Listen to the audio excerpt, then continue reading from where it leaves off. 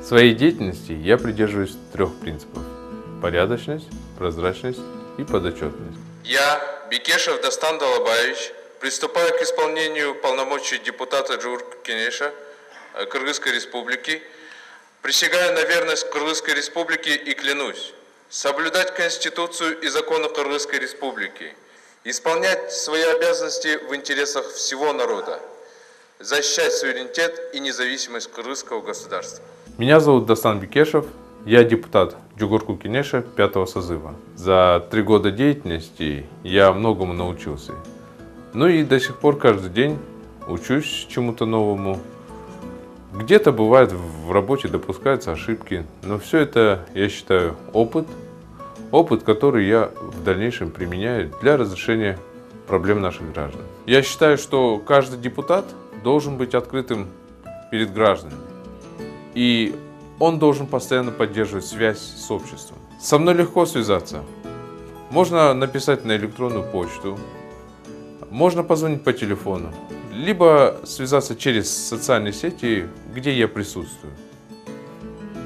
Я часто встречаюсь с различными гражданами, врачами, учителями, со студентами, со школьниками.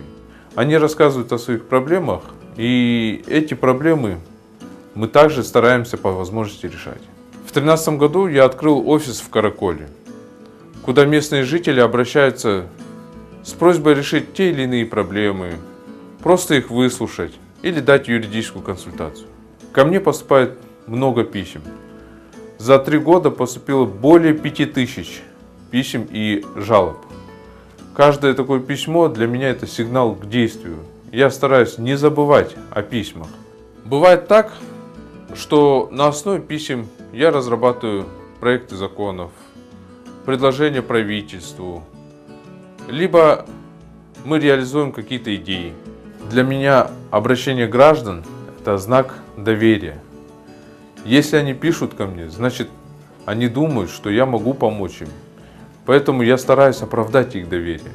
Это для меня главное. За 3 года деятельности я инициировал много законопроектов.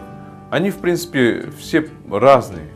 Но большая часть сводится к тому, что я хотел, чтобы наши государственные органы работали прозрачно.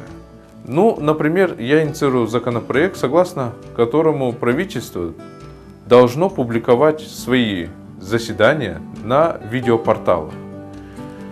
Также инициировал законопроект, благодаря которому граждане могли бы писать электронные письма, электронные обращения в государственные органы и органы местного самоуправления. Это особенно актуально для регионов нашей страны. Я инициировал поправки в налоговый кодекс, и теперь бюджет нашей страны будет пополняться за счет ломбардной деятельности, за счет букмекерских контор и за счет акциза на табачные изделия. Это было сделано для того, чтобы пенсионеры вовремя получали пенсию, студенты стипендию, чтобы не задерживали заработную плату нашим учителям, врачам и другим бюджетникам. К сожалению, не все мои инициативы были поддержаны коллегами. Не был поддержан законопроект о раскрытии родственных связей, благодаря которому мы могли бы узнать, какой родственник политика возрос по карьерной лестнице, либо благодаря связям. Кроме того, не был принят законопроект, которым я хотел отменить классные чины государственным служащим. Я считаю, что государственные служащие должны получать надбавку, исходя из конкретного результата, из конкретного выпущенного продукта. Налогоплательщики, нанимая нас на работу, ждут конкретных результатов от нас. Поэтому я считаю, классные чины нужно отменять.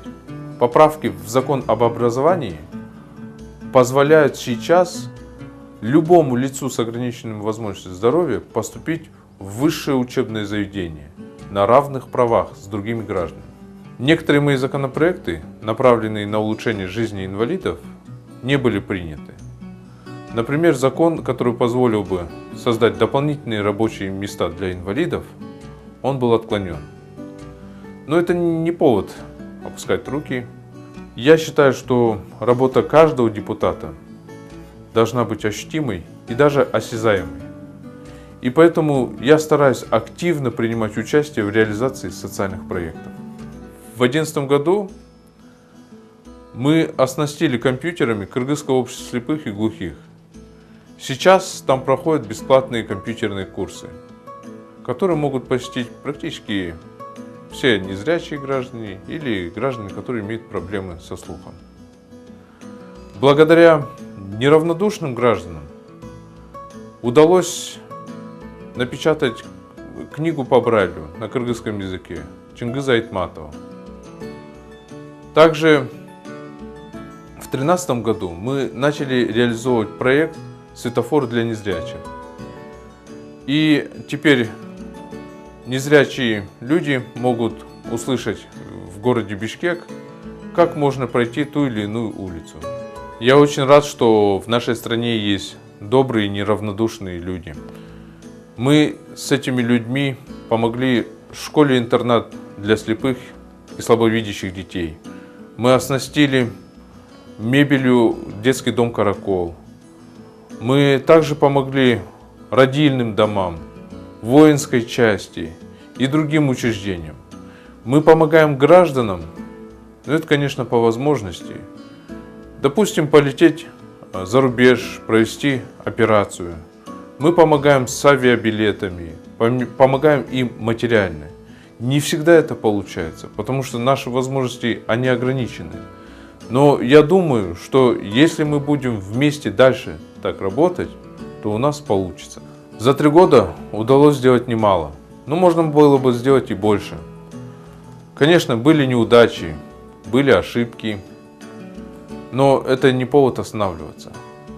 Для меня главное вообще не останавливаться. Надо идти вперед.